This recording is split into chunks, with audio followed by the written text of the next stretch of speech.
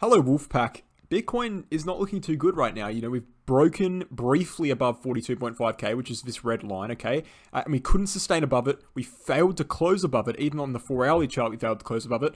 And we ended up rejecting quite hard. And we ended up closing actually below this uptrending level of resistance right here, this blue line. I'm going to make it 4x, thickness, right? So you can see that. Clear rejection. That's two separate rejections off of that line. Okay. Now we did close just above the 100 SMA, which is good to see, but that line was unable to be broken, and also 42.5k, which is a major zone of resistance, was unable to be broken as well. So I don't know what to say other than it doesn't look good for Bitcoin right now. What I will say is that tomorrow's daily candle close, now this daily candle close we're on right now, 19 hours, by the time this video comes out, maybe 18 hours, will be the deciding factor. If this daily candle closes like this, very bearish close, in kind of like a M formation close, rejection, that will be a sure sign, or a very sure sign, that Bitcoin will be going downwards towards around 37 to 38k. Now, on the other hand, if this daily candle flips around by some stroke of luck, flips around and breaks above 42.5k, breaks above that uptrending blue line, then this thing could definitely go to 45 to 46k before another rejection, right?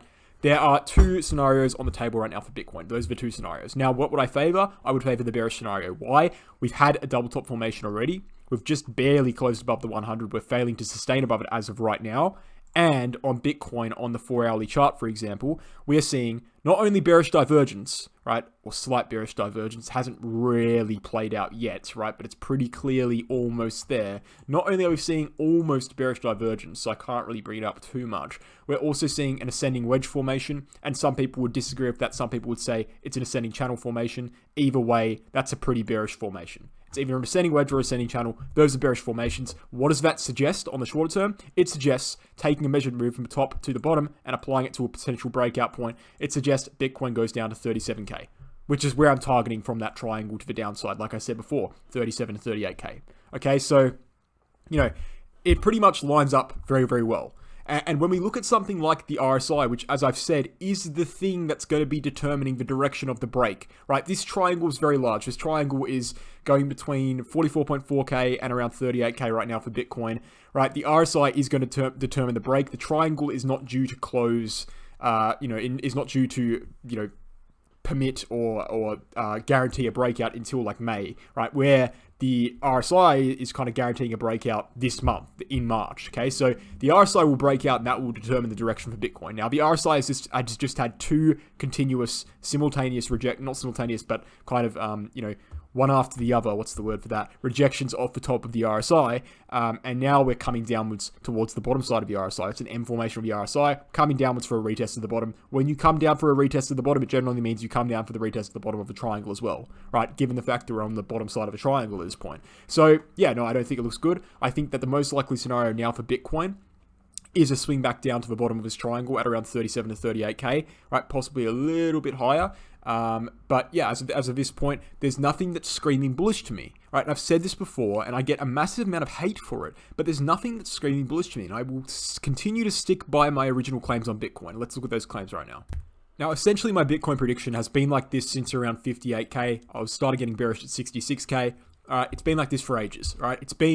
We're heading towards the 200-week SMA, this green line, unless we manage to close above the red line, which is the 50-week SMA.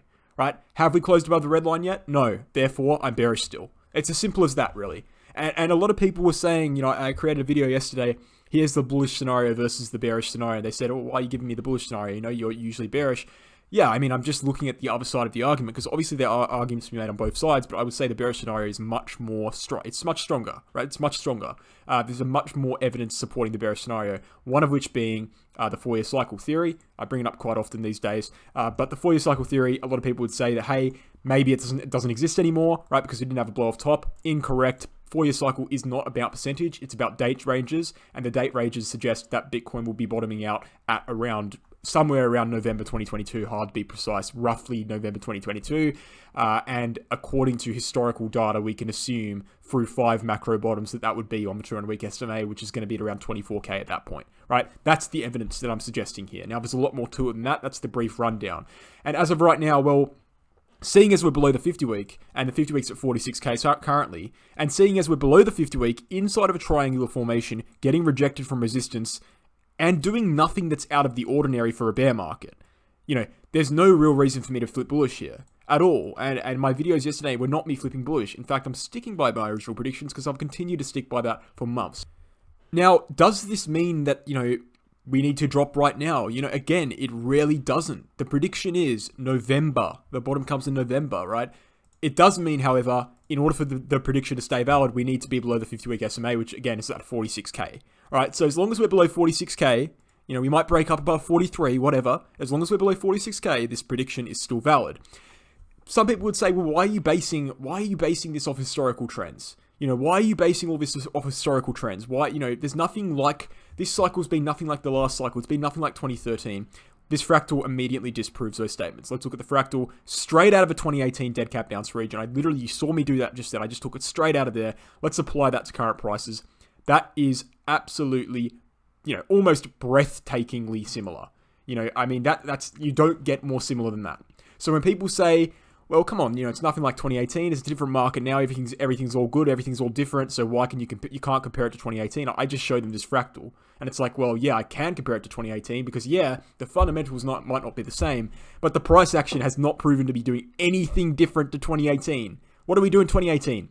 All of this is the same, and then we had a consolidation region. Guess what? That consolidation region in 2018, if relative to current price action, ended about 4 days ago. Right, when do we think this consolidation region is going to end based off the RSI daily? Within a week. Right, that's pretty similar. So the consolidation region as well is going to end within a week. Now, what happened at the end of consolidation region in 2018? What did we do? Well, I can tell you what we did. We actually came upwards in this little jump after the consolidation and tested the 50-week SMA before rejecting and crashing downwards. That would suggest, if we follow that, and I'm not saying we're going to, but I'm just saying this is the bullish scenario, the short-term bullish scenario. The bullish scenario, the most bullish scenario I could ever say right now for Bitcoin is we come up to 46k, reject from 46k, and then head downwards to 22k. That is the most bullish thing that I think can happen for Bitcoin right now. Come up to 46, reject heavily, and crash. That's what I think is the most bullish thing that can happen. Looking at the daily chart right now, I don't even see evidence of that. But, I'm saying it could happen, and this is why I'm not going to be bullish. I'm not going to flip bullish until that 46k region is broken, until that's invalidated. Now, looking at the broader market and something like Ethereum, we can also see that during this time of rejection, this kind of strengthens why I think Bitcoin's not going to break out here. During this time of rejection, we have also seen rejections on Ethereum through this kind of bearish flag formation. Big rejection there. And we've also seen rejections on the total cryptocurrency market cap. Big rejection there. Now, with these rejections as well, we also see the DXY breaking out of longer term resistance, right, in the ascending wedge formation, breaking out to the upside, and also breaking out of a 21-year long pennant formation.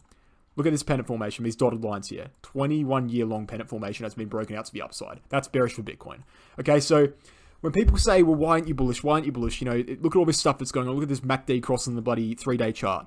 It's like, I can be bullish once there's confirmation. Once that 46k region is broken, it's only 10% away. Let's just wait and see what happens. As of right now, the whole market is just rejected from resistance. Bitcoin, Ethereum, total cryptocurrency market cap, total 2 index, total 3 index, DXY's pumping, stock market's going up, interest rate's going to be pumping by 50 basis points at multiple times this year. It's like, why would we be bullish right now?